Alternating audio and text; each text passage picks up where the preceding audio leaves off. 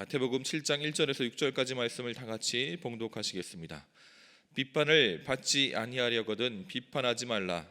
너희가 비판하는 그 비판으로 너희가 비판을 받을 것이요 너희가 헤아리는 그 헤아림으로 너희가 헤아림을 받을 것이니라. 어찌하여 형제의 눈 속에 있는 티는 보고 내 눈 속에 있는 들보는 깨닫지 못하느냐. 보라, 내 눈 속에 들보가 있는데 어찌하여 형제에게 말하기를 나로 내 눈 속에 있는 티를 빼게 하라 하겠느냐. 외식하는 자여, 먼저 내 눈 속에서 들보를 빼라. 그 후에야 밝히 보고 형제의 눈 속에서 티를 빼리라. 거룩한 것을 개에게 주지 말며 너희 진주를 돼지 앞에 던지지 말라. 그들이 그것을 발로 밟고 돌이켜 너희를 찢어 상하게 할까 염려하라. 아멘. 방금 읽으신 본문의 말씀을 가지고 오늘은 순종하는 성도가 필요한 때입니다 라는 제목으로 함께 은혜 나누고자 합니다. 부부가 살아가다 보면 가끔 그 다툼이 있을 수도 있고, 비록 목회자이지만 목회자 가정에서도 이제 다툼이 일어날 수 있잖아요. 저도 얼마 전에 이제 아내와 굉장히 사소한 일로 이제 언쟁을 벌이게 됐는데요. 그런데 막 언쟁을 이제 막 시작하려고 할 때쯤 이제 언쟁을 벌이면 서로 자기가 옳다라고 주장을 하게 되잖아요. 제가 이제 성경을 이제 공부하고 연구하는 사람으로서 제가 어느 순간부터 이제 말투에 비유하는 게 버릇이 돼 버렸어요. 그래서 내 말이 옳다라고 하는 것을 강조하기 위해서 예수님께서 사용하시는 비유 같은 것들을 막 빗대어서 막 이제 얘기를 하거든요. 근데 아내가 그것을 마음에 많이 담아뒀나 봐요. 얼마 전에는 언쟁이 시작됐는데 아내가 당신 나랑 얘기할 때 항상 비유로 얘기하는 거 좋아하지? 라고 얘기하면서 저한테 비유로 막 얘기하는데요. 물론 제 받아칠 수도 있었지만 평상시에 제가 사용하는 그런 방법을 통해서 제가 공격을 당하니까요. 너무 좀 당황스럽더라고요. 그래서 싸움이 오래가지 않고 제가 그냥 항복했어요. 그래서 그날 저녁에 제가 잠자리에 누우려고 했는데 기분이 좋지는 않잖아요. 저는 이제 기분이 안 좋으면 빨리 자거든요. 잊으려고. 근데 이제 분이 아직 마음에 남아 있더라고요. 그래서 이 분을 삭히고 자야겠다. 이게 좀 빨리 가라앉아야 될 텐데라고 생각하는데 갑자기 불현듯 한 생각이 제 머리를 딱 스치고 지나갔습니다. 어떤 생각이었냐면요. 제가 누군가한테 해줬던 말을 내가 지키지 못하고 있구나라는 생각을 했어요. 단순히 어떠한 사람에게 야, 너 이렇게 해야 돼라고 간단하게 얘기하는 상황이었다면 제가 기억도 나지 않았을 것 같아요. 제가요 2019년에 처음 교구장을 맡게 되면서 저에게 주례를 부탁하시는 분이 계셨어요. 그래서 난생 처음 주례라는 것을 하게 되는데 제가 결혼 생활을 여러분들처럼 오래 하지도 않았잖아요. 누군가에게 결혼은 이런 겁니다 라고 얘기하기가 너무 제가 아직 부족하고 얘기해 줄 것도 별로 없는 것 같고, 그래서 제가 들었던 설교가 어떤 것이 있었는지 생각하는데 1도 기억이 안 났습니다. 결혼식을 많이 다녔지만 주례 때 들었던 그 설교 들었던 내용이 하나도 기억이 안 나더라고요. 그래서 그러면 내가 지금 가장 절실하게 느끼고 있는 것을 좀 알려주자. 그래서 제가 고민 끝에 처음 시작하는 그 부부에게 제가 한 가지 메시지를 던졌습니다. 물론 앞에 설교를 하고 마지막으로 매듭을 지으면서 그 메시지를 던졌는데 그 내용이 이거예요. 부부는 함께 가는 사람들이고 한 방향을 향해 나아가니까 그리고 하나님께서 아내는 돕는 배필로 허락하시는 사람이니까 이 사람이 이제는 내 편이라고 생각하고 내가 잘 되게 하기 위해서 내가 미처 바라보지 못한 부분을 채워주기 위해 더 잘 되라고 우리가 흔히 말하는 잔소리를 할 수 있겠지만 그 말을 새겨듣고 순종해라. 남편한테 그렇게 이제 메시지를 전달하고 끝냈거든요. 그런데 정작 저는 그날에도 제가 뱉은 그 말에 순종하지 못하고 살아가고 있다라고 하는 것을 깨닫게 된 거예요.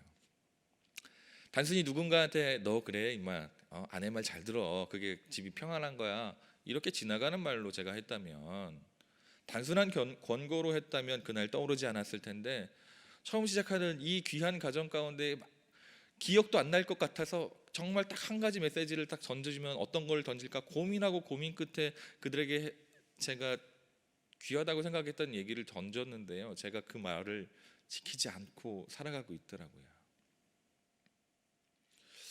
그러면서 갑자기 또 이런 생각이 들었습니다. 제가 목회자라고 하는 거룩한 가면 뒤에 숨어서 여러분들에게는 정작 성경에 나와 있는 예수님의 말씀에 순종하고 그 말씀을 준행하며 살아야 됩니다 라고 얘기하지만, 나는 그 거룩한 목회자라고 하는 가면 뒤에 숨어서 나 자신은 정작 그러한 삶을 실천하고 살아가고 있지는 않은지, 말은 쉽지만 그렇게 살지 않으면서 여러분들에게 강요하고 있지 않은지, 그런 생각이 문득 들더라고요. 저 자신대로 저 자신은 제가 생각하는 제 자신은 그래도 어느 정도 저 아버지가 목사님이니까 목사 아들로 자라나면서 또 목사로서 또 목회자로 살아가면서 여러분들보다는 세상과 멀리 떨어져 있고 여러분들보다는 세상의 유혹과 미혹 가운데 멀리 떨어져 있는 자이기 때문에 여러분들보다 상대적으로 죄를 덜 짓는 것뿐이지 저 또한 죄와 싸워야 되는 자인 것이죠. 그런데 저는 제가 하는 일이 이렇다 보니 여러분들에게 우리는 이런 삶을 살아야 됩니다라고 설교는 하지만 정작 그렇게 살지 못하고 있는 것은 아닌가라는 생각이 들더라고요. 내가 먼저 살아냄을 통해서, 내가 먼저 치열하게 죄와 싸우는 모습을 통해서 여러분들에게 이렇게 살아야 됩니다라고 제 삶을 통해서 보여드려야 되는 건데, 제 삶을 통해서 여러분들에게 설교하지는 못하고 혹시 입술로서만 여러분들께 말씀을 드리고 살아가고 있는 것은 아닌지, 그러한 고민이 들더라고요.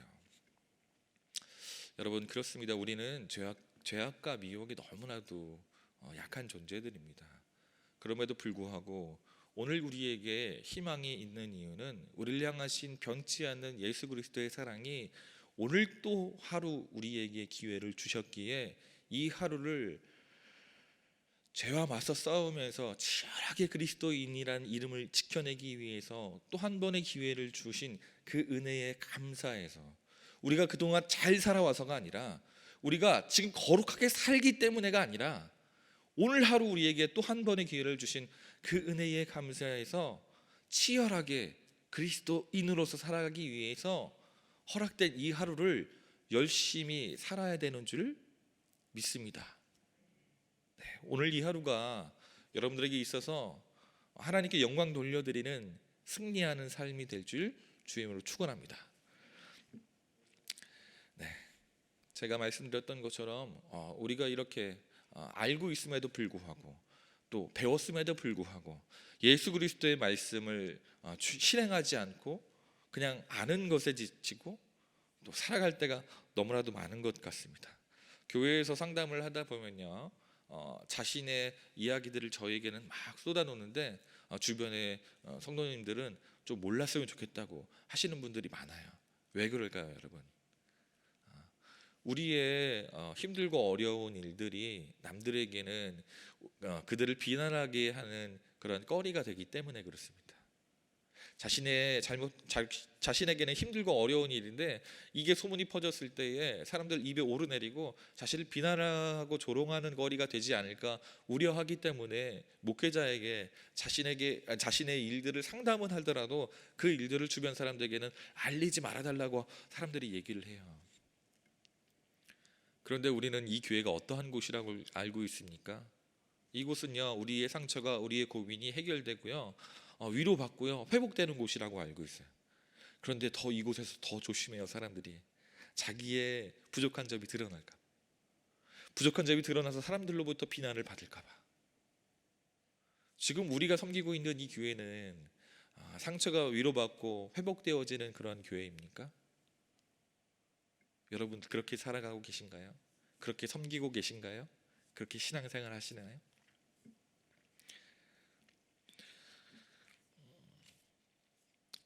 교회가 그렇게 해야 함에도 불구하고 그런 모습이어야 함에도 불구하고 교회가 실정은 그렇지 못하다는 것을 우리가 너무나도 잘 압니다. 교회에서 인해 서로를 분쟁으로 인해 상처받고 상처 주는 일들이 너무나도 많은데요.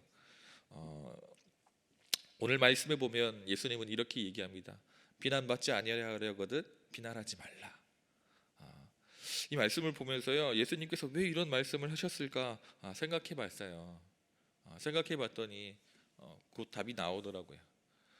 예수님이 사시던 때에는 로마의 식민 지배하에 있었습니다. 나라를 잃어버렸고 로마에게 조공을 바쳐야 됐고 매일매일 팍팍한 삶을, 그러니까 국민의 안위를 생각하는 나라가 아니라 그들로부터 착취를 해야 되는 나라의 지배를 받고 있었기 때문에 이 사람들은요 매일매일 팍팍한 삶을 살아갈 수밖에 없는 사람이었어요. 그럼에도 불구하고 하나님에 대한 신앙을 지켜내야 한다라고 하는 바리새인과 서기관들, 이런 종교적 지도자들이 매일같이 율법적인 삶을 강요했던 삶이었었던 거예요. 그러니까 얼마나 힘들고 어렵겠습니까? 그런데요, 성경에 보니까 바리새인의 기도를 보면, 누가복음 18장에 나오는 바리새인의 기도를 보면요, 그들은 다른 사람들보다 더 내가 우월하고 내가 더 율법을 잘 지키고 하나님을 잘 섬기고 있습니다 라고 자신의 의의를 드러내는 것이 유일한 낙이었습니다. 그러다 보니까 비난은 너무나도 당연한 것이고 어렵지 않은 것이었어요. 팍팍한 삶 가운데에 율법적인 삶을 강요당하면서 그런 서로의 문제와 어려움 가운데서 서로를 보듬기보다는 서로를 비난하기에 익숙해진 그러한 문화 가운데 살아가는 그들이었기 때문에 예수님은 그들에게 가장 먼저 앞서서 이렇게 얘기합니다. 비난하지 말아라고. 초대교회에는 비난할 거리들이 굉장히 많았습니다. 왜냐하면 예루살렘으로부터 시작된 기독교가 바울을 통한 또 여러 선교사들을 통해 세상 가운데의 전해짐을 통해서 한 나라에서 시작된 그 종교가 여러 나라로 전달이 되면서 문화가 다르고 언어가 다르고 또 습관이 다른 그러한 나라 가운데에 하나님을 섬기는 사람들이 모이다 보니까 서로 다른 문화를 가지고 다툴 일들이 너무나도 많았던 것이죠. 할례나 뭐 신전에서 나온 고기를 먹는 일이나 이러한 일들을 통해서 서로가 서로를 비난하고 서로를 폄하하는 일들이 많이 일어납니다. 그래서 교회에서 하나 되기보다는 교회가 분쟁이 일어나고 무너지는 일들이 굉장히 많이 일어났습니다. 그렇기 때문에 예수님께서는 진작부터 신앙생활을 시작하는 그들에게 강조하는 것들 중에 하나가 바로 비난하지 말라라고 하는 것이에요. 너희가 비난받지 아니하려거든 비난하지 말라.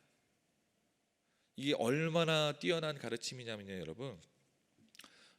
너희들 비난을 하지 말아야 되는데 이렇게 이러한 이유 때문에 비난하면 안 돼라고 설명하면 그 이야기가, 그 교육이 얼마나 전달이 되겠어요. 너희가 비난받기 싫지? 세상에 비난받기 좋아하는 사람이 어디 있겠습니까? 너희가 비난받기 싫으면 비난하지 마라는 내용이잖아요. 그러니까 예수님은 지금 제자들에게, 또 자신의 말씀을 듣고 있는 자들에게, 너희가 그리스도인이란 이름으로 살아가기 원한다면 너희가 비난받기 싫어하는 것처럼 사람들도 싫어하니까 너희도 하지 마라고 너무나도 쉽게 지금 알려주고 계신 거예요. 왜냐하면 그 비난이 앞으로 교회라고 하는 공동체가 새겨날 것인데, 그 공동체를 무너뜨리고 그 공동체가 세상으로부터 빛과 소금의 역할을 하는 그 역할에 큰 방해가 된다는 것을 예수님께서 알고 계셨기 때문에 그리스도인은 어디를 가든지 간에 하나가 되는 직분을 받은 자로서 하나가 연합되기 위해서, 또 세상의 빛과 소금의 역할을 감당하기 위해서 하나가 되기 위해서 힘쓰라고 예수님께서 비난하지 말라라고 처음 그들에게 알려주신 겁니다. 어떤 목사님 설교를 제가 막 여러 설교를 듣다 보니까 한 설교에서 이 예화가 나오더라고요. 어떤 여인이요, 시간이 날 때마다 응접실에 가서 앉아서 차를 마시고 자기 시간을 보내는 것을 좋아했대요. 그런데 이 여인이요, 창 밖을 보면 아파트가 길 하나를 두고 마주보고 있었기 때문에 상대편, 맞은편에 있는 아파트에 그 응접실도 보였다는 거예요. 그러니까 직접 이렇게 가서 남의 집을 보진 않지만 그렇더라도 응접실에 앉아서 잠깐 쉴 때 저 맞은편 집에 있는 어떤 고상해 보이는 여인도 비슷하게 그 응접실에 앉아서 뭐 차를 마시기도 하고 바느질을 하기도 하고 뭐 책을 읽기도 하고 뭐 그랬다고 하더라고요. 그러니까 어느 날인가 앉았는데 상대편에 맞은편에 있는 여인이 그날따라 잘 안 보이더래요. 뿌옇게 보이더래요. 그러니까 대뜸 이 여인의 입에서 나온 말이, 아니 저 여자는 뭔데 게을러가지고 책 보고 바느질할 시간에 유리창이나 닦을 것이지 게으르게 유리창도 안 닦고 평온하게 책 보고 있다고. 그런데 며칠이 지나지 않아 이 여인이 자신의 집을 대청소를 하게 됩니다. 그리고 이제 열심히 일을 했으니까 이제 나른하게 자신의 응접실에 앉아서 또 이 평화를 느끼려고 응접실에 앉았는데 그날따라 맞은편에 있는 그 아파트의 여인이 너무나도 잘 보이더라는 거예요. 그 여인이 그때 깨달았답니다. 아, 유리창을 닦지 않은 게으른 여인은 바로 나였구나. 오늘 예수님께서 우리에게 첫 번째로 던지는 메시지는 비난하지 말라, 비난받지 아니하려건 비난받지 말라라는 것입니다.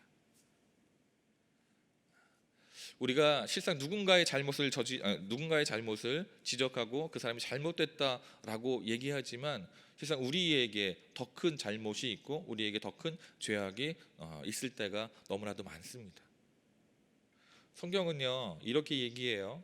너희가 죄악이 없을 때에, 너가 비로소 깨끗할 때에 상대방을 비난할 수 있는 거야.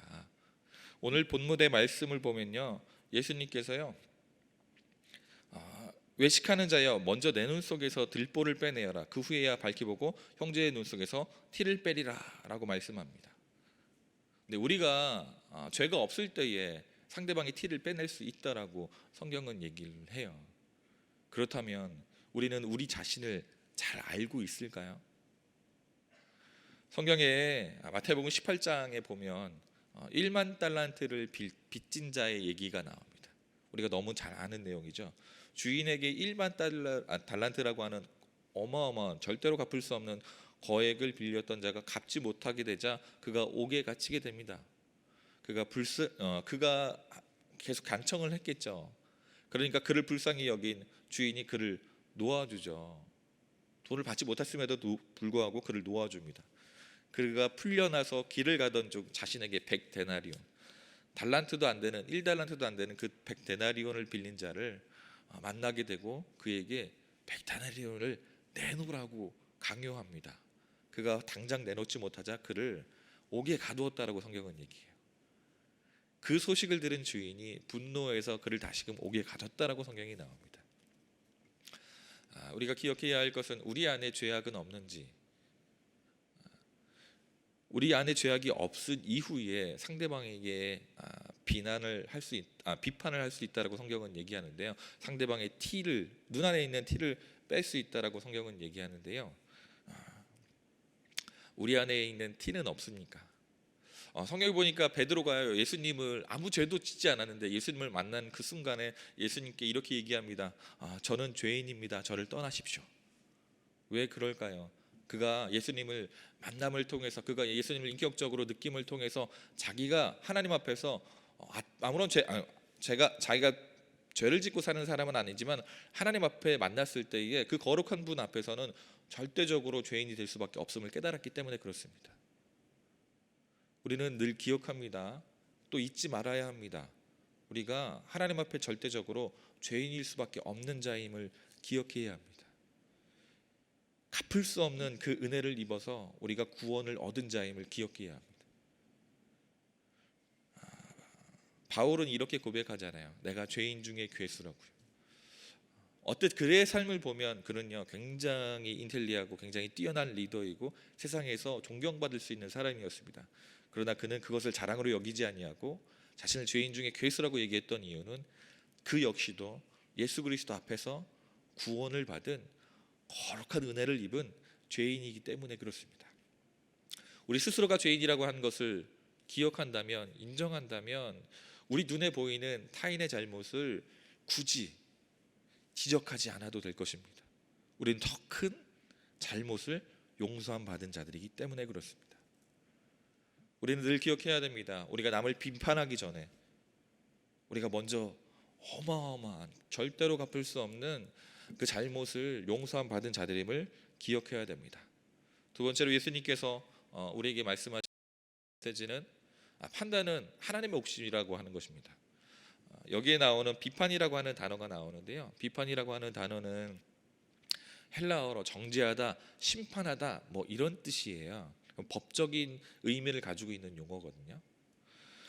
이 단어가 뜻하는 의미는 뭐냐면요, 심판하시는 분은 오직 하나님뿐이다라고 하는 거예요. 우리가 만약 누군가를 심판하게 된다면 그 사람은요, 하나님이 하셔야 될 일을 대신 자기가 하고 있는 거예요. 누군가를 제가 비판하고 있다면 그것은 내가 하나님의 자리에 올라서서 그를 비판하고 있는 거예요. 피조물인 내가 하나님의 자리를 대신할 수 있다라고 교만 가운데 그 자리에 올라서게 되는 것이죠.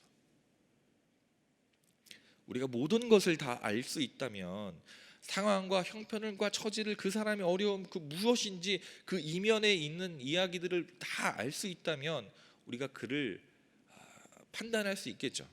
하지만 우리는 유한하기에 우리의 눈에 보이는 것만 가지고 그 사람을 판단할 때가 너무나도 많지만, 우리가 하나님 앞에서 늘 모든 것을 다 아시는 하나님께서 심판하시는을 늘 기억하면서 이 심판 또 비판, 판단하고 하는 것은 우리의 몫이 아니라 하나님의 몫임을 기억하고 그분께 내어드릴 수 있어야 하는 것입니다.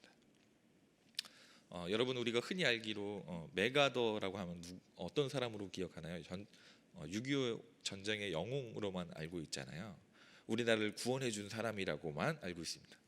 그런데요, 메가더 장군이, 제가 이제 역사 채널을 보다 보니까 메가더 장군이 6.25 전쟁에서 인천 상륙작전을 통해서 무너져가는 대한민국을 심폐소생술을 하게 됩니다.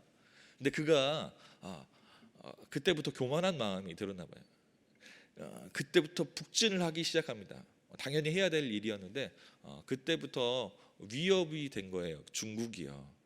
그러니까 유엔군에게 계속 경고합니다. 너희가 계속해서 북진해서 올라오면, 더 이상 더 올라온다면 우리가 참전하겠다. 그런데요, 메가더는 계속 그 북쪽으로 올라가는 일을 멈추려 하지 않았습니다. 중국이 계속해서 경고하는데도 불구하고. 그러니까 트루먼 대통령이, 당시 대통령이 비행기를 타고 날아와요. 그래서 둘이 한 섬에서 만납니다. 그래서 중국의 경고를 좀 듣고 이제 많이 남한의 그 땅이 많이 올라가 있잖아요. 지금처럼 내려와 있는 것이 아니라 이쯤에서 그만두는 게 어떨까요? 라고 그 장군에게 권고했는데 메가더 장군은 단호하게 거절합니다. 그리고 계속해서 북진을 선택합니다. 트루먼 대통령에게 이렇게 얘기했대요. 중공군에게는 전투기가 없기 때문에, 공군이 없기 때문에 그들이 혹시라도 많은 사람이 있을지라도, 더 많은 사람, 그때 당시만 하더라도 2만에서 3만의 병력이 내려올 거라고 예측을 했대요. 첩보가. 그렇더라도 우리가 공군으로 그들을 괴멸시킬 수 있습니다. 자신감에 넘쳐서 그가 북진을 계속한 거예요. 그런데 알고 봤더니 이미 북한 쪽에 25만에서 30만의 중공 군인들이 내려와 있는 상황이었고요. 그때 때마침 그때는 소련이었죠. 러시아가 아니라. 소련에서 미극이라고 하는 전투기를 급파하게 됩니다. 그래서요, 미국의 전투기들을 다 떨어뜨렸던 거예요.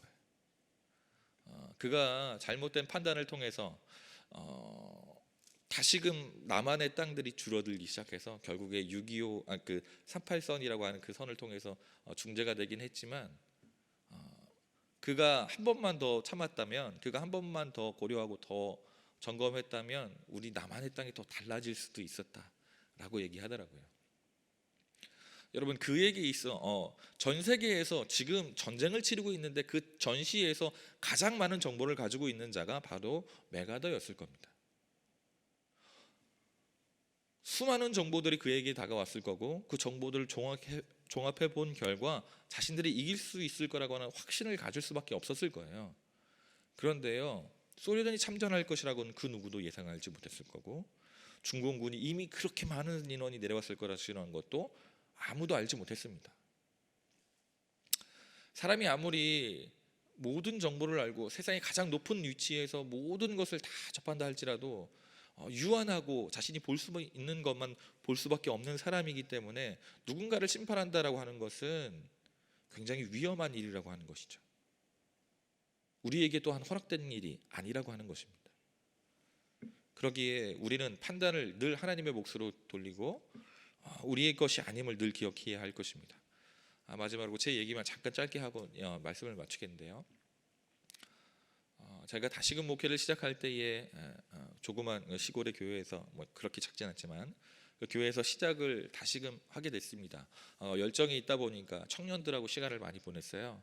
청년들하고 시간을 많이 보내는데 청년들하고 저녁까지 막 회의하고 같이 이제 뭐 볼링도 치고 막 이렇게 하다 보니까 매일같이 제가 새벽 예배를 교회 불을 미리 다 켜고 난방을 다 하고 뭐 차량을 운행을 해서 성도님들 다 모시고 와서 예배를 드려야만 했거든요. 어느 날인가 눈을 떴는데요, 너무 밝아요. 등골이 오싹해지더라고요. 알고 봤더니요, 성도님들이요, 제가 피곤하니까 제가 잠든 걸 알고요, 그냥 재우셨어요. 그리고 제가 돌아야 되는 쪽에 있는 성도님들은요, 그날 새벽 예배를 못 들으셨어요. 저랑 또 다른 목사님이 도시는 그 지역 반대편 지역만 나와서 새벽 예배를 드리신 거예요. 저를 향한 비난의 말들이 쏟아졌을까요? 안 쏟아졌을까요? 분명 저를 비난하고 저를 싫어하고 제가 잘못했다라고 지적하려고 하는 사람들이 굉장히 있었을 것입니다. 그런데요, 그 권사님들이, 할머니 권사님들이요, 목사님이 너무 청년들하고 열심히 하니까 너무 피곤했나 보다 그러고 재우라고 재워주셨어요. 그날 아침에 일어나고 나서 너무 죄송스럽고 너무 뭐 어떻게 해야 될지를 모르겠더라고요. 하지만 뒤늦게 나중에 제가 드는 생각은 이런 거였어요. 제 성적에, 제 성격에 너 잘못했어, 너 엄마 이거 왜 실수했어, 심할서네, 너 뭐 이렇게 저를 다뤘다면 그 교회에서 저 열심히 하려고 했던 마음이 꺾였을 것만 같아요. 그런데 오히려 제 실수를 감싸주시고 그런 것들을 저를 보듬어 주셨던 그 일들이 오히려 저로 하여금 더 분발하고 더 열심을 낼 수 있게 해주셨거든요. 우리의 눈에 상대방의 잘못이 보이고 그것으로 인해서 비난하고 싶은 마음이 들 때 분명히 있습니다. 만약에 우리가 누군가를 비난해야 된다면, 누군가의 잘못을 잡아줘야 된다면 우리의 마음 가운데에 그 사람을 사랑하는 마음이 있는지는 한번 고민해 봐야 될 일입니다. 누군가 나를 사랑하는 마음으로 얘기해 주는 것과 사랑하지 않는 마음으로 얘기하는 것은 분명 금방 드러나기 때문에 그렇습니다. 여러분, 비난받지 아니하려거든 비난하지 말라라는 예수님의 말씀 늘 기억하시면서 우리가 때때로 남을 비판하려 할 때에 남을 비판하려 하는 내 모습을 발견할 때마다 내가 하나님의 자리를 뺏어서는 안 되지 라고 내 삶을 돌아보시고 다그치시면서 내가 받았던 그 은혜 기억하시면서 남을 비판하기보다는 비판하지 않고 오히려 그들에게 사랑으로 권면해 주실 수 있는 여러분과 제가 되길 주의 이름으로 축원합니다. 기도하겠습니다. 사랑해 주님 감사합니다. 하나님, 교회가 위로받는 곳이어야 하고 회복되어야 하는 곳임에도 불구하고 하나님, 많은 사람들이 교회에서 상처받고 많은 사람들이 교회에서 어려움을 당합니다. 하나님, 우리가 섬기는 교회에서 많은 사람들이 위로받고 회복되어지는 교회로 변화되길 원합니다. 하나님, 그러기 위하여 나 자신부터가 비난받지 않기 위해 비난하지 아니하는 자 되게 하여 주시옵소서. 하나님, 누군가를 판단하고 평가하는 것은 우리가 아니라 하나님의 몫임을 늘 기억하면서 우리가 교만한 자리에 올라가지 아니하고 늘 하나님께 판단을 맡기고 하나님, 우리가 있는 자리에서 최선을 다할 수 있는 우리가 되게 하여 주시고, 혹시라도 잘못된 길로 나아가는 우리의 교우들이 있다면 그들에게 사랑의 마음을 가지고 권면할 수 있는 우리가 되게 하여 주옵소서. 하나님, 우리가 먼저 은혜 받아서 그리스도인이란 이름으로 살아가게 된 자들임을 늘 기억하여서 우리가 늘 죄인이었음을 기억하여서 세상 가운데에 그리스도의 향기를 전하기 위해 힘쓰고 애쓸 수 있는 우리가 되게 하여 주옵소서. 그리스도의 향기가 하나님의 영광이 세상에 드러나는 일에 그 영광을 가리우는 개와 돼지와 같은 죄가 되지 아니하게 하여 주시고, 우리의 삶을 통해 헌신하는, 희생하는 우리의 삶을 통해 세상 가운데에 그리스도의 향기를 전하는 귀하고 복된 자 되게 하여 주옵소서. 이 모든 말씀 우리 주 예수 그리스도 이름으로 기도했습니다. 아멘. 하늘에 계신 우리 아버지여, 이름을 거룩히 여김을 받으시오며 나라가 임하시오며 뜻이 하늘에서 이루어진 것 같이 땅에서도 이루어지이다.